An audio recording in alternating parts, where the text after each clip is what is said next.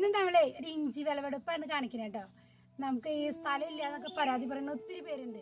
ഇഞ്ചി എല്ലാ വീട്ടിലും നമ്മളെല്ലാ കറികൾക്കും ചമ്മന്തിക്കും ഒക്കെ ഉപയോഗിക്കുന്ന സാധനമാണ്. അപ്പോൾ അത് കൊണ്ടുവരുമ്പോൾ അതിൽ നിന്ന് ഒരു കഷ്ണം കുറച്ച് കരിയിലയും ചാണകപ്പൊടി ഇതെല്ലാം ഇട്ടിട്ട് ഒരു ഗ്രോ ബാഗിൽ അല്ലെങ്കിൽ നമ്മൾ വേസ്റ്റ് കവറിൽ നട്ടാൽ പോലും ഇഞ്ചി നന്നായിട്ട് നമുക്ക് വിളവെടുക്കാം. അപ്പോൾ തന്നെ നമ്മുടെ നല്ലൊരു ഇഞ്ചിക്കടയാണ് വെക്കുന്നത്. ഇത് റെഡ് കളർ ഇഞ്ചി കേട്ടോ, നല്ല ഹൈറ്റിൽ നല്ലതിൽ പോയിട്ടുണ്ട്. അപ്പോൾ നമ്മളിത് സാധാരണ ഇഞ്ചിയാണ്, നമുക്കിത് ഉണങ്ങി പറിച്ചിട്ടും കാര്യമില്ല. അപ്പോൾ അത് വിളവെടുക്കാനായിട്ട് നിൽക്കുക. അപ്പോൾ നിങ്ങൾ നോക്കിയേ, ഇതിനകത്ത് കരിയിലയും ചാണകപ്പൊടിയും മാത്രം ഇട്ടാണ് വയ്ക്കണത്. പിന്നെ ജീവാമൃതം ഒഴിച്ചു കൊടുക്കാണ്ടായിരുന്നു.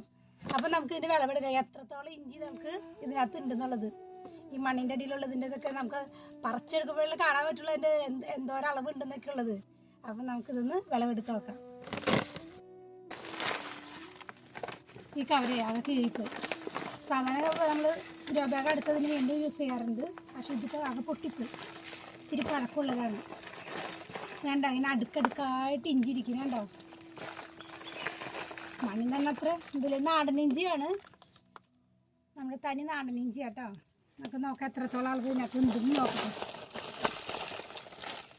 കുറവാണെങ്കിലും നല്ല ഗുണവും അതുപോലെ നല്ല സ്മെല്ലും, മരുന്നിനൊക്കെ നമ്മളെപ്പോഴും ചുക്കൊക്കെ ആയിട്ട് ഉപയോഗിക്കാനൊക്കെ ഏറ്റവും നല്ലത് ഇതാണ്.